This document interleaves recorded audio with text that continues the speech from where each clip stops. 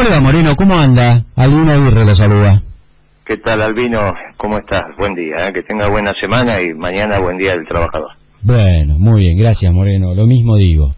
¿Por qué no nos cuenta cómo es este proceso de la designación de directores en representación del Estado y un poco también cuál es el escenario? ¿Cuántas empresas tienen representación del Estado en el directorio por las acciones que tiene ANSES?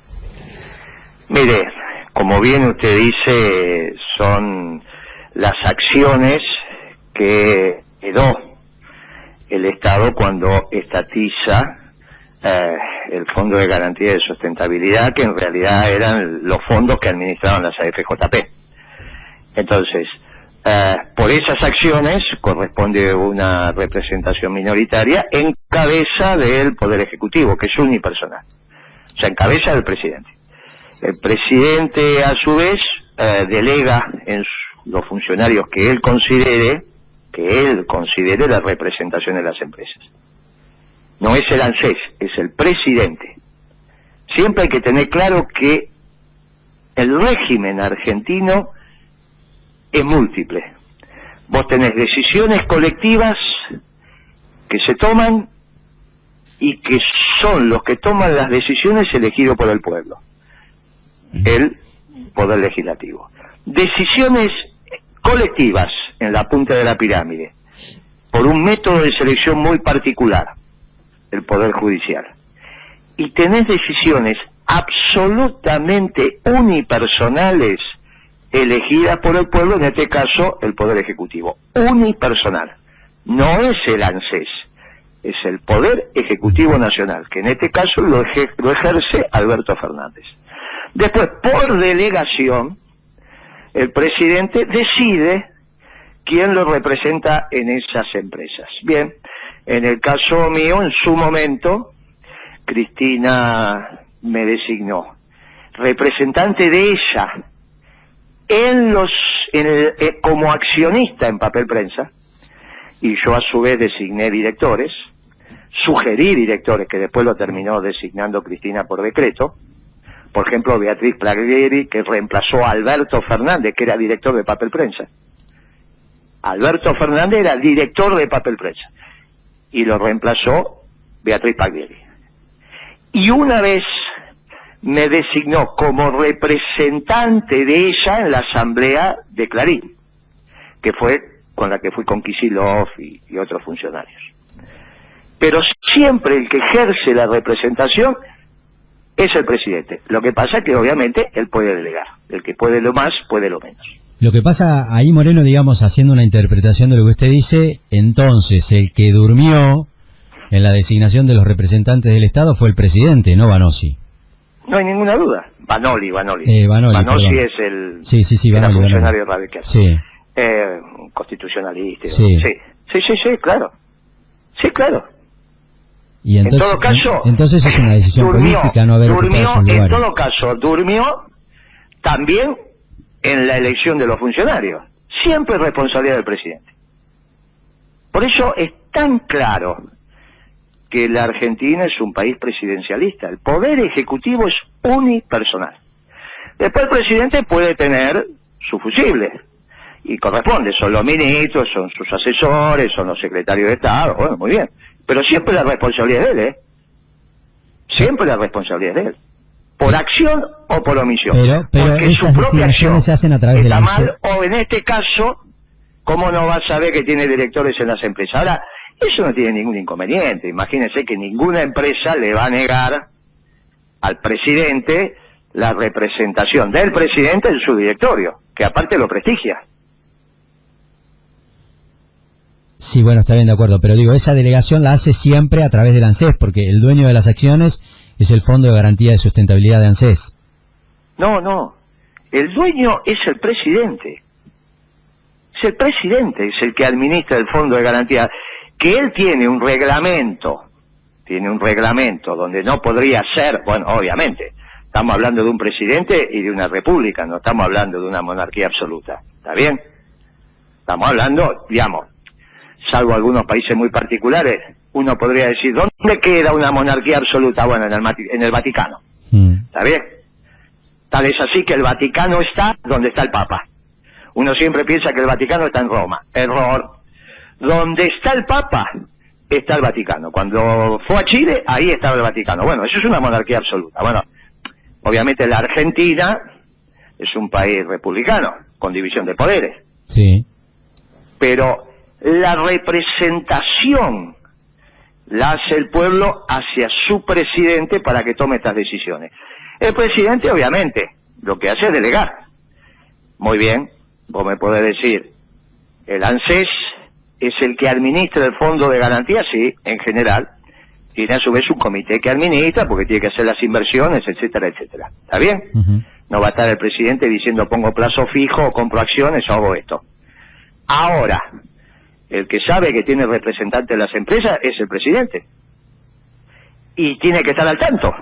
Ahora, yo no creo que ese sea el motivo, te lo digo humildemente, porque llamás una asamblea, se designa el director, se aprueba y se acabó, no es que es... ¿Está bien? Concluyo que seguramente no es ese el motivo, si como usted dice, efectivamente el que se durmió, por llamarlo de alguna manera, o tomó la determinación política de no avanzar en los cambios y en las designaciones de los representantes, fue el presidente, con lo cual, claramente... No hay duda, no hay duda, no hay duda. La responsabilidad de la gestión ejecutiva es exclusivamente del presidente, exclusivamente. Por eso somos un país presidencialista, no hay ninguna duda. Ahora, que después en la comunicación vos quieras decir, no, mirá, pero el presidente no puede estar en todas, para eso tiene sujeto, bueno, también la designó él. Por eso lo que se evalúa... O sea, de manera directa o indirecta, la responsabilidad recae en la figura de Alberto Fernández porque, o por omisión, en el sentido de que él no determinó cubrir esos cargos, o porque quien estaba al frente del organismo que podría haber impulsado ese cambio, en este caso Vanoli, no lo hizo, también es responsabilidad de, Vanoli, también es responsabilidad del presidente. Sí, claro, no hay ninguna duda. Y lo que se evalúa son las decisiones presidenciales, no hay ninguna duda. Esto es lo que uno está en la gestión todo el tiempo analizando y viendo. Cuando uno evalúa el Congreso, es un órgano colectivo. El Poder Judicial también toma decisiones colectivas. De hecho, la Corte son 5 miembros y las cámaras, etcétera, etcétera. En la instancia inferior, por ahí son decisiones individuales de algún juez que hace la instrucción. Pero inmediatamente, cuando son delitos relevantes, ya va a un tribunal y toman decisiones, por lo menos 3 jueces, por votación. El Poder Ejecutivo es unipersonal. Y esto hay que tenerlo siempre claro.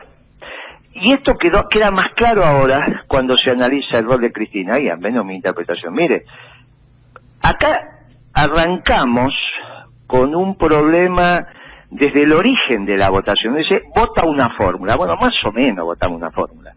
Porque cuando uno dice votamos una fórmula, en este caso Alberto Fernández, ¿no? Alberto Fernández, Cristina Fernández, uno decía, parecería ser que toman las decisiones consensuadas. De ninguna manera. Uno vota al presidente.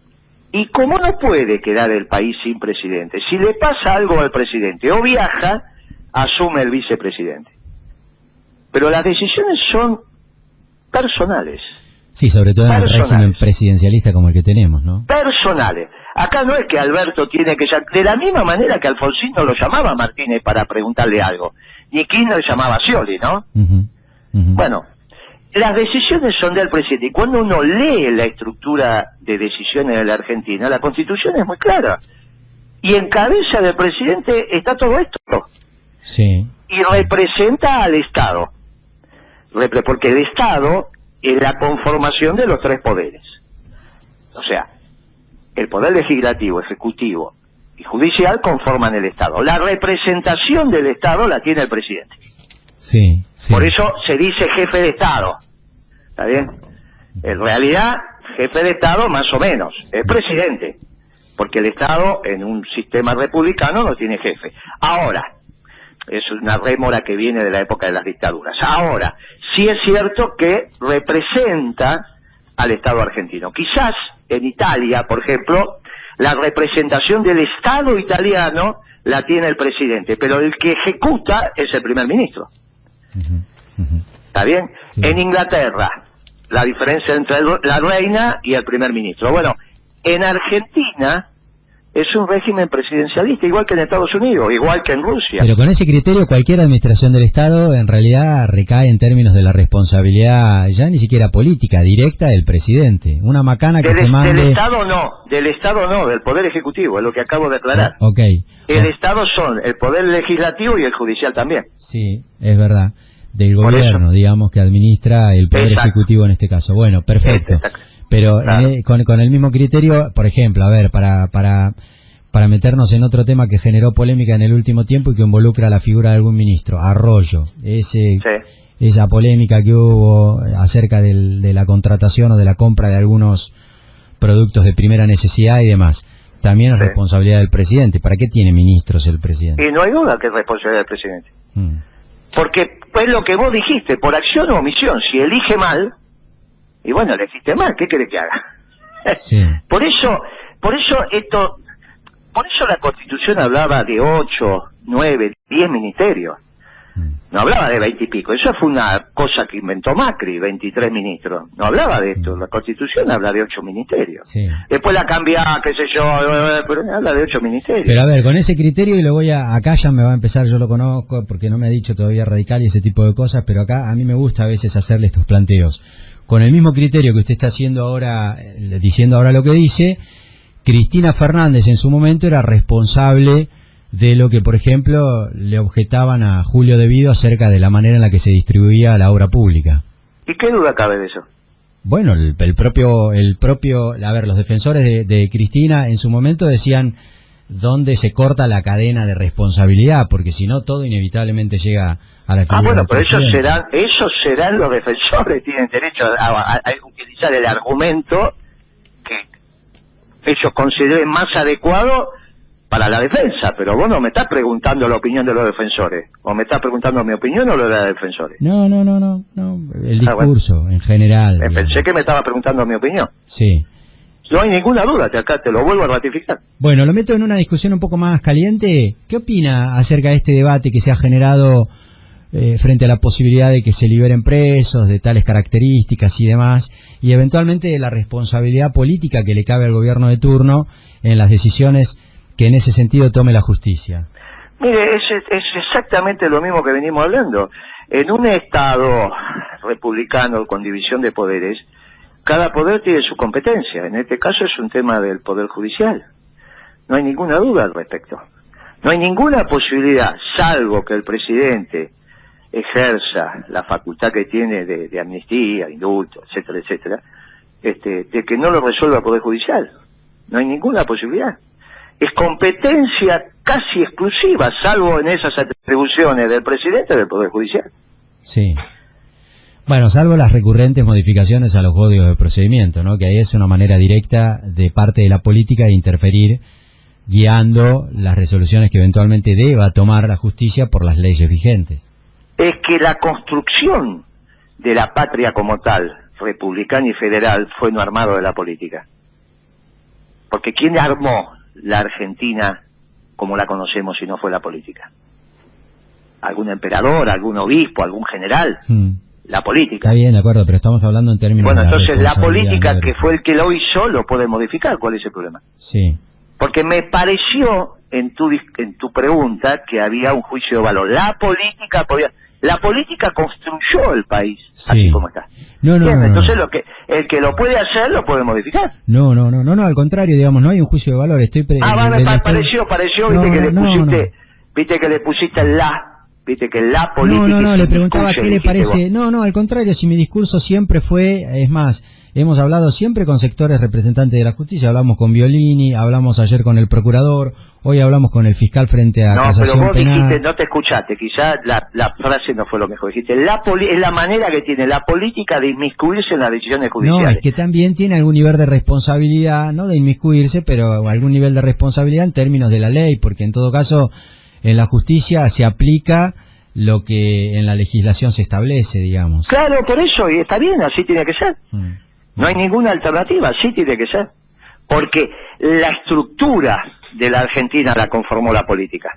Con sus 3 poderes, la manera de elección, todo lo que venimos hablando es producto de la política argentina. No hay ningún emperador, vuelvo a decir, ningún emperador, ningún rey, ningún general, nadie. Fue la política. Por eso se hizo como se hizo. Y costó tanto. Si vos estudiás la historia argentina del siglo XIX, casi que vamos de batalla en batalla.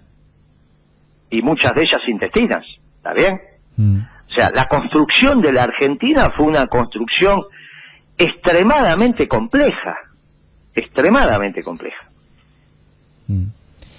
¿Y cuál es, digamos, a ver, le quiero hacer una pregunta, pero ya en este caso lo utilizo porque usted es un hombre de la política, con lo cual uno demanda que los hombres de la política, que la conocen de adentro, que han estado en la cocina, usted ha tenido un rol determinante en alguna que otra gestión anterior, que se enfrentó a los medios.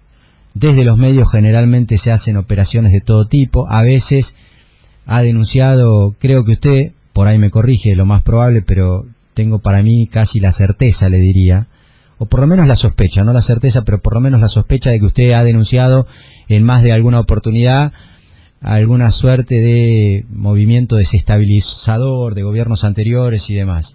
¿Usted cree que en esta movida, en esta polémica, en esta discusión, en esta forma en la que se presenta el tema acerca de la libertad de los presos, que no es libertad porque es arresto domiciliario, asociándola casi como si fuera una determinación del Poder Ejecutivo, ¿hay un intento de un sector de la prensa y de la sociedad de desestabilizar al gobierno? Sí, primero aclaremos, yo no me enfrenté a los medios, me enfrenté a Mañeto y lo acusé de criminal de lesa humanidad por haberse apropiado de papel prensa en la sala de tortura. Sí, bueno, se enfrentó. Pero una cosa es Mañeto y otra cosa son los medios. Bueno, le recuerdo que representa el 80% del poder mediático en la República Argentina, ¿no? Pero yo no tengo la culpa de eso. Y bueno. Que el medio de él lo defienda tiene su lógica, pero yo no me peleé con el medio, me peleé con él, persona física. No, en usted todo le caso, puso el cartelito de Clarín miente, que por eso tuvo que ir a la justicia, así que también se peleó. ¿Cómo? Usted anduvo con ese merchandising de Clarín miente, por lo que tuvo que ir a la justicia. Pero porque lo salió a defender hubiese a Mañeto. puesto Mañeto miente, no Clarín miente. Pero es que lo salió a defender a Mañeto.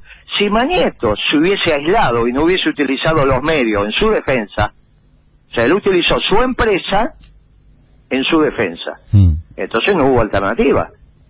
Pero mi problema es con Mañeto, no con Clarín, ¿eh? No, mi problema siempre fue, no es los medios. Pero en todo caso, si vos sabés que fue con Clarín, ¿por qué decís los medios? No, bueno, en general, no solamente con quién, en la vez anterior. No te entiendo, ¿qué? Usted me dice, ¿por qué digo los medios? Claro, cuando dijiste Moreno enfrentó con los medios, bueno, porque te gusta, porque te querés defender a Clarín también. No, convengamos que ustedes tampoco se llevan muy bien, que digamos, con los grandes medios, porque a la Nación también, a ver, usted... No, por eso no, con la Nación no tuve ningún inconveniente. Yo me encontraba con la Nación como accionista en papel prensa. Por eso digo. Ningún inconveniente. Ningún inconveniente. No se encontraba, se peleaba con la Nación. No se encontraba, no, de ninguna manera, no todo el tiempo. Cuando teníamos discusiones de accionistas, teníamos discusiones de accionistas. No, como pasa en cualquier sociedad.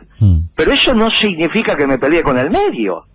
¿Por qué confunden la persona jurídica con la persona física? Porque yo le dije a Sayer, miente, yo no le puse... No, pero te lo vuelvo a decir, porque Mañeto no importa, puso a su medio, pero no la Nación. Pero perdón, esa es la explicación que usted da de por qué puso Clarín. Ahora, se peleó con el medio. Ahora usted me dice, no, mira, yo puse Clarín porque Mañeto puso en las asambleas de Clarín, sí, me peleaba con los accionistas que representaban a Mañeto. Sí. Si la empresa funcionó lo más bien. ¿O vos tenés algún balance que demuestre que papel prensa durante nuestra gestión perdió plata? No, entonces, no está bien eso que están diciendo. Y encima confundir a Mañeto con el medio es confundir la persona física con la jurídica. Es un error garrafal, sobre todo en el sistema capitalista, pero donde queda bien diferenciado. Perdón, Moreno, el que asoció, nosotros no, porque estamos en el ambiente, obviamente, por lo menos algo de eso conocemos, pero la gente conoció a Mañeto cuando el gobierno se peleó y el expresidente fallecido, decía que estás nervioso, Mañeto. Vos me preguntaste a mí, y yo te corregí con mucha humildad, que no me peleé con los medios, me peleé con Mañeto, y te lo vuelvo a decir, lo acusé de criminal de lesa humanidad, de haberse quedado con las acciones de Papel Prensa en la sala de tortura. ¿Qué crees, que no te peleé con un tipo así? ¿A vos conocés a alguien que se haya apropiado de una empresa en la sala de tortura? Sí, y la Nación no lo hizo eso. No, fue Mañeto. Fue Mañeto. Ah, mire, y la Nación, cuando la Nación la llamaron y le dijeron, Mañeto la llamó y le dijo, che, yo me apropié de esto y te doy una parte a vos. No, le estoy preguntando cómo fue, así fue. Claro, exactamente así fue. Exactamente como lo estás diciendo, fue. La operación es de Mañeto con Martínez de Vos, en el año 76. Más, ¿sabés quién es el que valida esa asamblea donde finalmente se quedan con las acciones? Desde el lado del Estado, era Abad. Abad fue el que dio control de legalidad a esa asamblea en el año 76. Ahí empieza el joven Abad su carrera, que terminó con Macri siempre recaudando impuestos. Y siempre Clarín diciendo que era un fenómeno recaudando impuestos. Menos de 30 años tenía en esa asamblea Abad. Y fue como representante del Estado a dar el control de legalidad en esa asamblea diciendo acá estuvo todo bien. ¿Por qué tuvo que estar el Estado en esa asamblea de una empresa privada? Porque ya tenía acciones. Por la famosa ley de construcción de esas megas empresas, a través de las cuales, por ejemplo, también se construyó Alvar. Porque vos te acordás que esa es una propuesta en el régimen de Onganía que se aplicaba diferimiento impositivo. Vos no pagabas el impuesto a las ganancias siempre y cuando hicieras una inversión. Pero entonces el Estado tenía participación accionaria. Bien, ahí se construyó Alvar, ahí se construyó Papel Prensa y muchas otras empresas. Por esas acciones que tenía el Estado estaba obligado a ejercer el control de legalidad. ¿A través de qué instrumento? De lo que hoy sería la SIGEM, que en ese momento tenía otro nombre. ¿A quién manda el Estado? Estamos hablando en el gobierno de Videla. A un joven, ¿cómo se llamaba? Abad. La historia se va construyendo así. Ahora es Mañeto. En ese momento, los actuales dueños de la Nación, los Ayer, ni existían. Ellos me vinieron a ver a mi despacho. Julio Ayer, no tengo ningún problema con la Nación. Sí. Ninguno. Sí. Yo no tuve una conferencia. Ahora, ellos podían opinar de mi gestión y yo opinar sobre lo que hacen ellos, pero nunca tuve un problema con ellos en la administración de Papel Prensa. El problema con Mañeto es que se apropió de la sala de tortura. ¿Y este gobierno tiene problemas con Mañeto? No le digo con qué. No lo sé, preguntarle a Alberto, qué sé yo. No lo sé. Eso se lo tiene que preguntar a Alberto, él le dijo Héctor. Yo nunca le diría a un hombre como ese, Héctor. No es de mi intimidad. Alberto fue el que lo tuvo sentado ahí, lo miraba y Mañeto lo miraba como miras a tu hijo predilecto. Yo, esa foto y ese no me lo olvido más. ¿Sabés de lo que estoy hablando, no? Sí. Ah, bueno. No lo miraba con esa carita Mañeto diciendo, uy, por fin puse a mi hijo, ni siquiera el pródigo, mi hijo favorito. Sí, en el imaginario social, en el imaginario social en general, siempre, en su momento, incluso cuando estuvo en el gobierno como jefe de gabinete, la figura de Alberto quedó como el representante, digamos, en el gobierno, o la figura conciliadora. Bueno, lo escribió Cristina, ¿no? En su libro. Cristina escribió eso. Tuvimos un representante, Cristina lo llamaba del poder mediático, no sé cómo lo llamaba, en el gabinete. En el libro que hace Sandra Russo. Que obviamente nunca se desmintió. Pero aparte la voz populi en el gobierno. Tan voz populi que son las declaraciones de Devido, que me imagino que lo habrás escuchado hace 10 días atrás, ¿no? Vos sos un periodista informado, sabés de lo que estoy hablando, sí, ¿no? Pero Devido salió a pegarle porque no le pide, porque no lo ayuda para que salga en libertad. Ah, esa es tu interpretación. Bueno, yo te digo que para mí es la verdad histórica. Sí. Y como periodista, con toda humildad, no me parece que esté bien que vos le hagas una interpretación a las declaraciones. Las declaraciones son las declaraciones. Sí. Bueno, que vos le hagas una interpretación a las declaraciones, yo acepto y te escucho atentamente, pero yo te digo que para mí esa es la verdad histórica, lo que dijo Devido. Bueno, para usted, cuando usted dice para mí... No, yo lo viví. Pero perdón, yo lo viví, pero es que yo lo viví. Es la verdad histórica está haciendo una interpretación también. No, ninguna. Te estoy diciendo que es la verdad histórica, yo la viví, estuve ahí. Kirchner asumió el 25 de mayo del 2003, y yo el 28, y Devido el 25. O sea, yo estuve ahí. Cuando vos me llamás y me decís, vos fuiste un actor, yo estuve ahí. No es que no estuve. Ahora vos podés decir, bueno, Moreno, lo que pasa es que sus sentidos lo engañaron, ¿es cierto? Pueden haberme engañado los sentidos. Finalmente siempre está la discusión filosófica sobre la verdad objetiva. Bien, esto no vamos a discutir ahora sobre eso. Ahora, para mí es la verdad histórica. Moreno. Y vos decís, mire, sobre las declaraciones de Debido y en la conducta de Alberto Fernández. Yo te digo a vos, ¿sabés cuándo Alberto Fernández hizo su primer acto como candidato a presidente? ¿Sabés cuándo la hizo? No. En el año 2007. Él quería suceder a Kirchner. Y lo hizo en Mendoza. No viajó y porque no lo dejaron viajar. Pero el acto se hizo. ¿Con quién lo hizo? Con Cobos. Sí. Por eso no es sorprendente que ahora en esta discusión entre Mendoza y La Pampa, Alberto falle por Mendoza, donde hay un gobernador radical en contra de un gobernador peronista. Donde vos dirías, bueno, tendría que ser al revés, por un problema de simpatía. Macri, en esta discusión por el agua entre Mendoza y La Pampa, siempre falló a favor de Mendoza. Bueno, era lógico, era su alianza. Ahora, ¿por qué Alberto sigue la misma lógica? Bueno, cuando vos te vas para atrás, te encontrás en el 2007 con estas cositas. Guillermo... Él quería suceder a Kirchner. Kirchner lo cierra esta etapa poniéndola a Cristina. Sí. Okay, y hay claro, que ver el rol que cumplió Abad, porque era el gran recaudador. Le quiero hacer la última pregunta, porque también tiene que ver mucho con la impronta que usted le impuso a la Secretaría de Comercio Interior. Yo, más allá de que usted a veces parece más tentado en pelearme que entre otras cosas, cada vez que hablamos le reconozco que hay lugares del Estado donde hay que poner figuras fuertes, porque no pelea con perejiles, más bien todo lo contrario, pelea con poderes que tienen una fortaleza que a veces hacen trastabillar la institucionalidad, con lo cual tiene que haber... El otro día hablábamos, ¿con quién hablábamos, Jorge? ¿Con alguien de los huevos? Era el presidente de la Cámara... Avícola, una cosa por el estilo, porque queríamos saber por qué los huevos iban a la miércoles y habló maravillas de Moreno. Los grandes supermercados, son los que manejan todo, y dijo, el único que le puso el cascabel a la cosa fue Moreno. Dijo. Ok, exactamente, digamos, ahí, medio como atendiendo ese perfil que usted tiene por lo que hizo durante su paso por la Secretaría de Comercio Interior. ¿Qué es lo que falla para que en la Argentina los precios o algunos precios parezcan desmadrados? Aún en este contexto usted debe haber visto que los precios suben.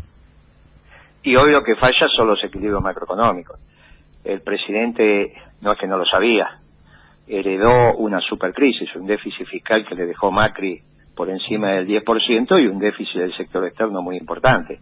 Si vos no tenés ordenada la macroeconomía, no hay manera de resolver esto. Y encima ahora incrementó el déficit fiscal. Por eso a mí me sorprendió mucho cuando pusieron a Marcó del Pont en la FIP. Porque Marcó del Pont es una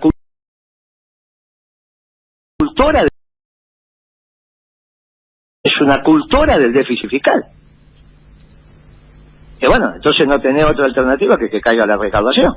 Ahora, esto es un demérito de Marcó del Pont. No, es una visión que ella tiene de la economía. Ella discutía conmigo que había que acelerar el déficit fiscal, que había que incrementarlo. Yo la conocí a Marcó del Pont en el año 2003, me la trajo Cornelia a una reunión, y me explicaba que nosotros estábamos no acelerando el crecimiento de la Argentina porque éramos cultores del superávit fiscal. Y yo le explicaba, mirá, tenemos un serio problema porque es el único ancla nominal que tenemos, es el superávit fiscal. No, pero usted entonces la Argentina podría crecer mucho más. Bueno, siempre es una cultura, lo ha escrito hasta el cansancio.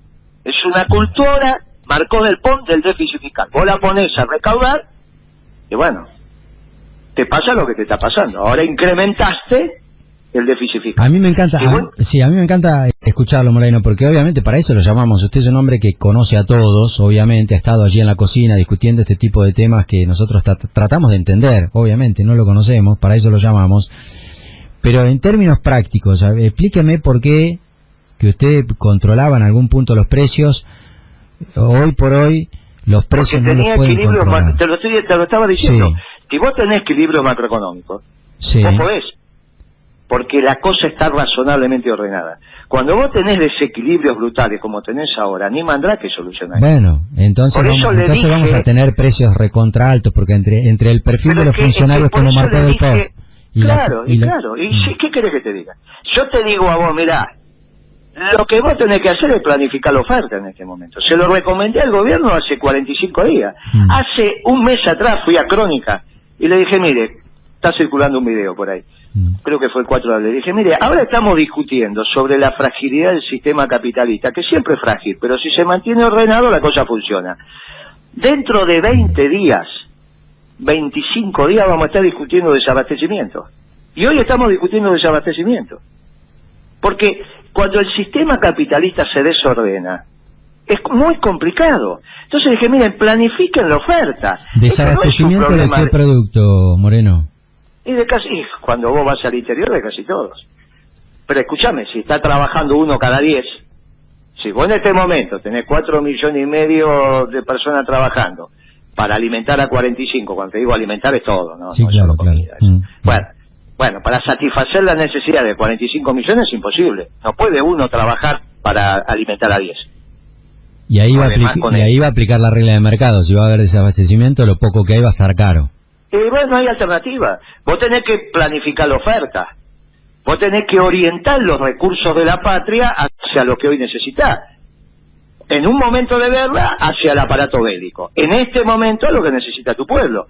Que encima lo tenés. No podés dejar todo el mundo trabajando porque la cuarentena es necesaria. Ahora, ¿cuántos tienen que trabajar para que la normalidad más o menos... y por lo menos el doble de lo que están trabajando? Entonces, ¿cómo lo haces? Pones el doble de lo que están hoy trabajando a trabajar y a su vez orientar los recursos, no para portaaviones, bombardeos, fusiles, sino para lo que necesita la población mayoritariamente: alimentos, medicamentos, energía, logística. O sea, usted recomienda, digamos, de que se ponga el doble, que flexibilice algunas actividades de la economía en el marco de esta cuarentena. No hay duda, yo lo escribí. Por lo menos tienen que trabajar 9 millones de personas. Por lo menos. Si no, no te da la relación de la producción que haces día a día, mes a mes. No podés, es sentido común. ¿A vos te parece que 45 pueden resolver sus necesidades? Sí, pero lo que dice trabajando al 10%. Está bien, de acuerdo, pero lo que dice el presidente es, ¿sabés qué pasa? ¿Sabés cuál es el problema? Que de la salud se vuelve, porque vos... Perdón, bueno, de la economía yo ya lo escuché. De la economía se vuelve. Del presidente, sí, qué sé yo, eso es lo que dice el presidente. Sí. Qué sé yo, eso es lo que dice él. Ok. Bueno, está bien, eso lo dirá él, de su formación, qué sé yo. Vos me decís a mí lo que hubiese hecho, de ninguna manera. Para mí no hay una contradicción entre salud y economía. Es salud y economía, porque los ricos viven de su riqueza y los pobres viven de la economía. Y cuanto más abajo estás, más necesita la economía. Los ricos hoy tienen, 60, 90 días de stock de alimentos en su casa. Y los pobres por ahí no tienen ni el desayuno. Tienen que salir a la calle a buscarse la merienda y el de la cena. Entonces, cuando vos cerrás la economía de estas características, lo que haces es que los pobres no tienen manera de buscarse la diaria. Entonces sacás el ejército a darle de comer. Ah, qué divertido, mirá vos. Ahora sí le prometo que es la última, porque además no tenemos más tiempo, más allá de que obviamente no quiero abusar del suyo, que gentilmente nos regala cada tanto. Guillermo Moreno, sobre este impuesto extraordinario, ¿qué posición tiene a las grandes fortunas? No, si es un tema de emergencia, bueno, la emergencia siempre tapa cualquier cosa, pero la buena técnica impositiva dice que los impuestos van sobre el flujo y en todo caso las expropiaciones van sobre el stock. Y para las expropiaciones hay una serie de mecanismos que la Constitución permite. Los impuestos siempre se cobran sobre flujo, nunca sobre patrimonio. Ya tenemos algún impuesto sobre patrimonio y tiene sus dificultades. Siempre los impuestos, que es un flujo, se cobran sobre el flujo, o sea, sobre el ingreso que genera esa riqueza. Cuando vos cruzás y aplicás un instrumento que es flujo sobre el stock, te vienen problemas técnicos. Ahora, si es una sola vez, además, bueno, qué sé yo. La verdad que todo lo que es por una sola vez, viste, las discusiones quedan tamizadas por la única vez. Ahora, la buena técnica impositiva es la que te acabo de decir. Moreno, como siempre es un placer escucharlo, Le agradezco la gentileza que ha tenido en este caso de no confrontar alegando cuestiones partidarias que naturalmente usted interpreta. Que hoy te portaste bien, Hoy te portaste bien y no te llevaste para ahí. Aparte ya estás de capa caída. Está de capa caída porque tu ídolo, mirá cómo terminó al final. Pero bueno, no importa, igual nos vamos haciendo amigos a medida que vamos hablando. A medida que vamos hablando nos vamos haciendo amigos. Perdón, ¿quién es mi ídolo? Yo ya le reconocí que en todo caso, si tengo a alguien a quien miro con simpatía de la dirigencia política en el lugar en el que usted me para, es a Raúl Ricardo Alfonsín. No sé quién es mi ídolo. Sí, por eso. Estamos hablando... por eso yo te dije que fuiste radical. En la primera conversación me di cuenta que había sido radical. Sí. Yo te dije, lo que pasa que después seguimos y vos lo defendías a Mauricio como loco. ¿Te acordás? Hace varios años atrás, lo defendías como loco. Pero bueno, ahora ya está.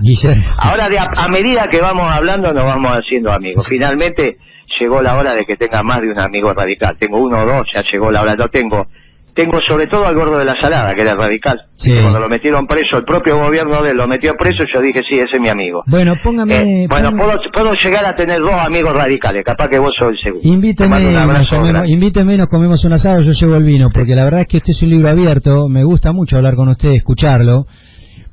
A ver, me veo tentado a pedírselo, pero como alguna vez le pedí, bajo una promesa suya de que iba a traer facturas de que lo haga y nunca lo hizo. La media luna, ¿te acordás que quedamos que algún día voy a hacer un viaje hasta allá y no va? Pero capaz que este año lo hacemos, porque la verdad que es muy clarificador hablar con vos y te agradezco el llamado. Cuídese, Moreno, y capaz que sos mi segundo amigo radical, tengo uno con el gordo Castillo, capaz que termino teniendo un segundo amigo radical y somos. Te mando un abrazo y gracias por el llamado. Adiós, Guillermo, que le vaya bien. Guillermo Moreno.